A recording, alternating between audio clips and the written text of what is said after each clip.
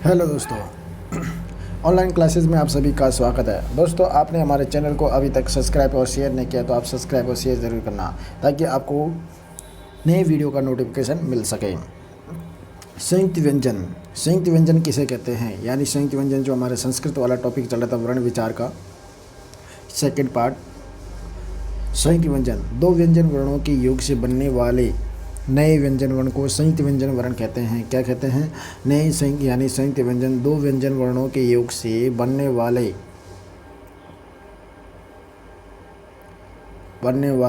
नए व्यंजन वर्ण को संयुक्त व्यंजन वर्ण कहते हैं। संयुक्त व्यंजन वर्ण में श क और श से मिलकर बनता है त्र। त प्लस रे से यानी दोनों हलंत वाले हैं, त्र बन जाता है। यज्ञ यानी ग ज प्लस य से पहले बना होता है। श्रेय यानी श और रे से बना होता है। श कश श यानी क प्लस और श एक हलंत और एक पूर्ण वर्ण श कहलाता है, व्यंजन वर्ण कहलाता है। त्र यानी त और रे ग यानी ग। इस प्रकार ये हमारा संयुक्त व्यंजन वर्ण होता है। संस्कृत भाषा में स्वर रहित यानी जो संस्कृत भाषा होती है जिसमें यानी स्वर रहित बिना स्वर या दो यानी स्वर रहित उसे कहते हैं। संस्कृत भाषा में स्वर रहित बिना स्वर यानी स्वर रहित दो व्यंजन वर्णों के योग को संयोग कहते हैं। क्या कहते हैं? संयोग कहते हैं। यानी संस्कृत भाषा में स्वर रहित बिना स्वर को दो व्यंजन वर्णों के योग को संयोग कहते हैं। क्या कहते हैं? संयोग कहते हैं। द प्लस ये यानी ध बन जाता है। प यानी प प्लस रे यानी प्र बन जाता है। क प्लस यानी रे यानी क्र बन जाता है। क्या बन जाता है? द प्लस यानी द्र बन जाता है। प्र प्लस यानी प्र बन जाता है। क्र यानी क्र प्लस बन जाता है। संस्कृत व्याकरण में कौन सा? संस्कृत व्याकरण में यानी जो संस्कृत व्याकरण होती है संस्कृत व्याकरण में अंतस्थ वर्णों को अंतस्थ यानी यण वर्ण यानी य वैरला जो अर्ध स्वर कहा जाता है। क्या कहते हैं? अर्ध स्वर के नाम से भी जाना जाता है। क्या इस नाम से? अर्ध स्वर के नाम से भी जाना जाता है। कौन से वर्ण को? य वैरला। ये चार प्रकार के होते हैं जिन्हें यण के नाम से भी जाना जाता है। यानी संस्कृत व्याकरण में अंतस्थ वर्णों को अंतस्थ यानी यण वर्ण को य वैरला और अर्ध स्वर कहा गया है। क्या कहा गया है? अर्ध स्वर कहा गया है। स्वर और व्यंजन वर्णों में नासिका रहित और नासिका रहित उच्चारण को यानी नासिका सहित और नासिका रहित उच्चारण के आधार पर ये दो प्रकार कर सकते हैं। इसके कितने? दो आधारों पर प्रकार कर सकते हैं। यानी स्वर और व्यंजन वर्णों में नासिका रहित और नासिका रहित यानी नासिका सहित और नासिका रहित उच्चारण के आधार पर दो प्रकार कर सकते हैं। एक तो अनुनासिक वर्ण यानी नासिका सहित और नासिका रहित यानी नासिका से नहीं और नासिका से रहित। अनुनासिक वर्ण कौन से होते हैं? अनुनासिक वर्णों के बारे में हम अध्ययन करते हैं। अनुनासिक वर्ण वो होते हैं जो यानी मुख्य नासिका वर्ण यानी मुख्य नासिका वचनों अनुनासिक है। यानी मुख्य नासिका वर्णों अनुनासिक है। अनुनासिक यानी जो मुख और प्लस नासिका से उच्चारण होता है उन्हें उच्चारित होते हैं उन्हें अनुनासिक वर्ण कहते हैं। क्या कहते हैं? मुख और नासिक वर्णों से दोनों से मिलकर यानी उच्चारित होता है उच्चारण होने वाला वर्ण को उन्हें अनुनासिक वर्ण क्या कहलाते हैं? अनुनासिक वर्ण कहते हैं। मुख और प्लस यानी नासिक वर्ण से उच्चारण होते हैं उन्हें अनुनासिक वर्ण कहते हैं। जैसे य अण न में अण य अण न में। यह कंठ और तालु से नासिक होते हैं यानी तालु और नासिका से होते हैं। च यानी यानी मुर्दा प्लस यानी नासिका से होते हैं। न यानी दंत प्लस नासिका से होते हैं। म यानी होस्ट प्लस नासिका से होते हैं। यानी प्रत्येक वर्ग का पांचों वर्ण ये किससे होते हैं? यानी अनुनासिक वर्ण कहलाते हैं। सभी स्वर अनुनासिक हो सकते हैं यानी जो सभी स्वर होते हैं वो अनुनासिक हो सकते हैं। अनुनासिक के लिए चंद्रमा यानी चिन्ह लगा दिया जाता है। अनुनासिक के लिए यानी कौन सा चिन्ह लगा दिया जाता है? चंद्रमा वाला चिन्ह लगा दिया जाता है। अनुनासिक के लिए चंद्रमाला वाला चिन्ह लगा दिया जाता है। कौन सा? ये वाला चिन्ह लगा दिया जाता है। कौन सा चिन्ह लगा दिया जाता है? ये वाला चिन्ह लगा दिया जाता है। जैसे यानी कंठ और तालु से बनता है। किससे? कंठ और नासिका से बनता है। किससे? कंठ और नासिका से बनता है। अनुनासिक वर्णम च किससे? अनुनासिका यानी अनुनासिक वर्ण कहलाते हैं। नाक और मुख के उच्चारण से होता है अनुनासिक वर्ण कहलाते हैं, यानी अण कंठ व नासिका, अण तालुका, नासिका न यानी मूर्धा और नासिका, न यानी दंत और नासिका में यानी होष्ट का। सभी स्वर अनुनासिक हो सकते हैं। अनुनासिक के लिए अण की यानी चंद्रमा का चिन्ह लगा दिया जाता है। उसके बाद आता है यानी अनुनासिक। अनुनासिक या निरुनासिक केवल मुख के उच्चारण से होता है। किससे होता है? केवल मुख के उच्चारण से होता है।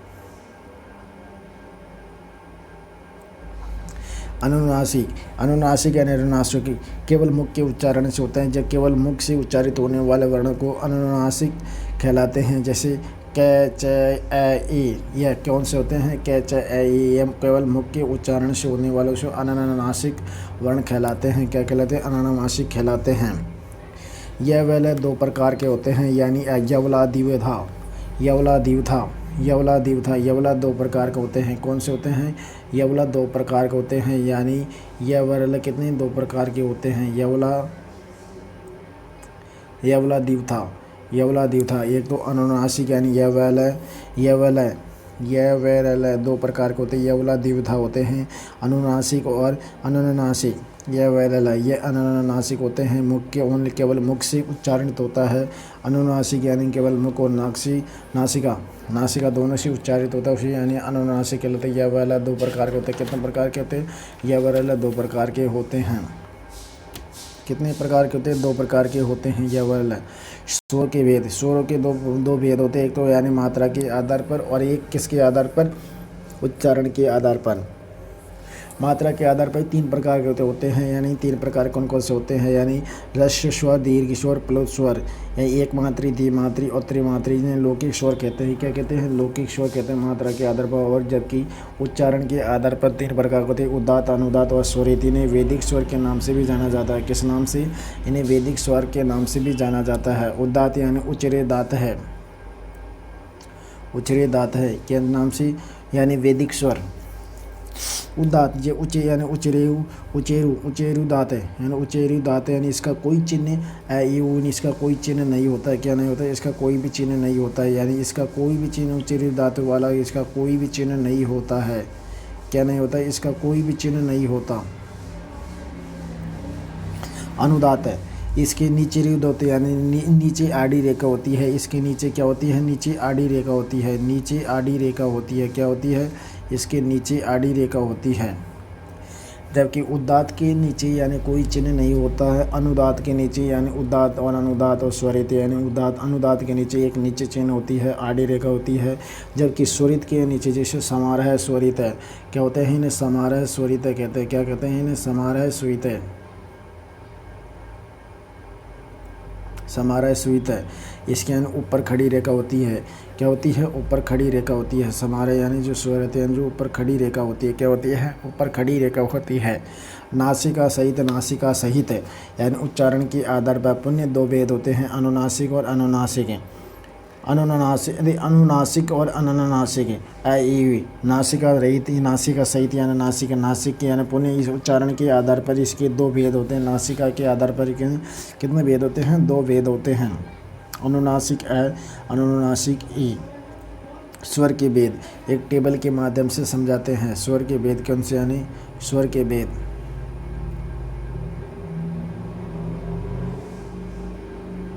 स्वर के भेद इनको तीन भागों में बांट सकते हैं, दीर्घ ह्रस्व स्वर, दीर्घ स्वर और प्लुत स्वर। उदात्त, अनुदात्त और स्वरित। दीर्घ स्वर में भी उदात्त, अनुदात्त, स्वरित, जबकि प्लुत में भी उदात्त, अनुदात्त, स्वरित। और उदात्त एक अनुनासिक और यानी उच्चारण के आधार पर नासिका सहित यानी अनुनासिक और अनुनासिक। अनुनासिक में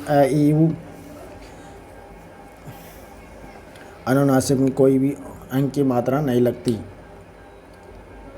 अनुनासिक और अनुनासिक। उसके बाद उदात्त भी दो प्रकार के होते हैं, अनुनासिक और स्वरित। इस प्रकार यानी स्वरित और अनुस्वरित यानी कितने? छः प्रकार, यानी छः प्रकार के होते हैं। इस प्रकार इनके भेद होते हैं। क्या होते हैं? इनके भेद होते हैं विशेष।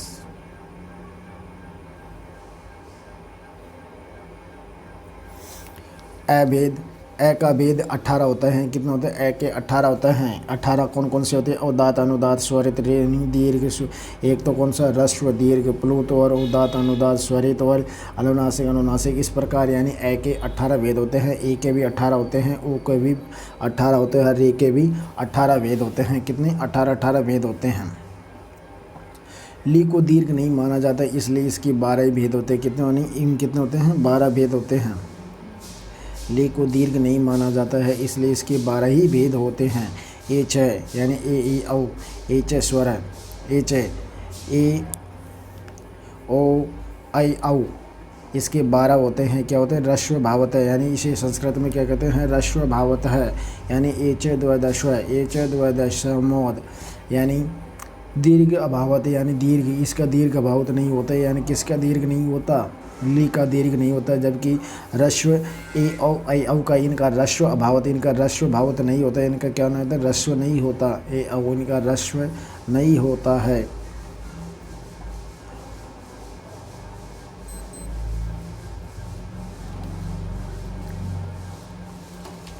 वार्तिकार, वार्तिकार कात्यायन, वार्तिकार कात्यायनी यानी री और री को स्वरों को भी आपस में समान वर्ण माना गया है। क्या नहीं माना गया? समान वर्ण माना गया। यानी वार्तिकार कात्यायन था। कौन सा? वार्तिकार में कात्यायन ने, यानी वार्तिकार में कात्यायन री और दीर्घ को यानी क्या माना गया? स्वर यानी आपस में समान वर्ण माना गया है। इसलिए उनका एक सूत्र दिया गया है, ली वर्णियों मिथ्य सवर्णीय वाच्यम,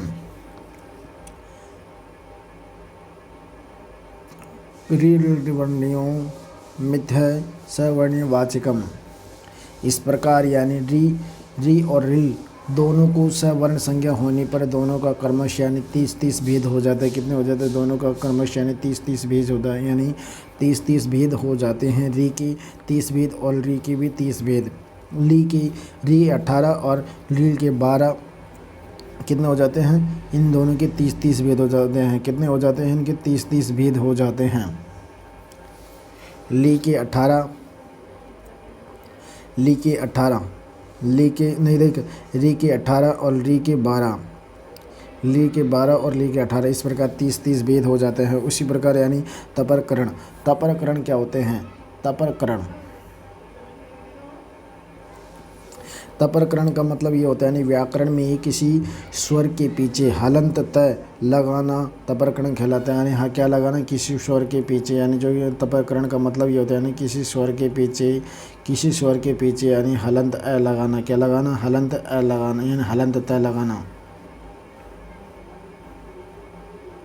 क्या लगाना? हलंत तय लगाना, यानी किसी स्वर के पीछे।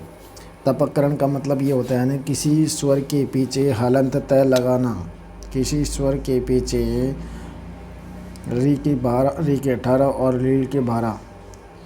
तपकरण व्याकरण में किसी स्वर के पीछे, जो व्याकरण होता है किसी स्वर के पीछे यानी तय लगाना, तय हलंत यानी हलंत के रूप में तय लगाना तपरकरण कहलाता है। तपरकरण करने से स्वर अपना ही ज्ञान कराता है और अपने समान अन्य वर्णों का ज्ञान नहीं करवाता। क्या नहीं कराता? अपने समान अन्य वर्णों का ज्ञान भी नहीं करवाता। इसलिए इन्हें तपक वर्ण भी कहते हैं। क्या कहते हैं? इन्हें तपकरण वर्ण कहते हैं। क्या कहते हैं? इन्हें यानी तपकरण वर्ण कहते हैं। जैसे ए के 18 बराबर अतः केवल ह्रस्व वर्ण यानी 6 होते हैं। ई के 18 होते हैं। इतः अतः, जैसे अत को केवल ह्रस्व वर्ण होते हैं। इत को केवल ह्रस्व वर्ण 6 होते हैं। उत को केवल दीर्घ होता है। रीत को यानी री को ह्रस्व यानी 6 प्रकार होता है। क्या होता है? 6 प्रकार हो जाता है। इस प्रकार क्या होता है? 6 प्रकार होता है।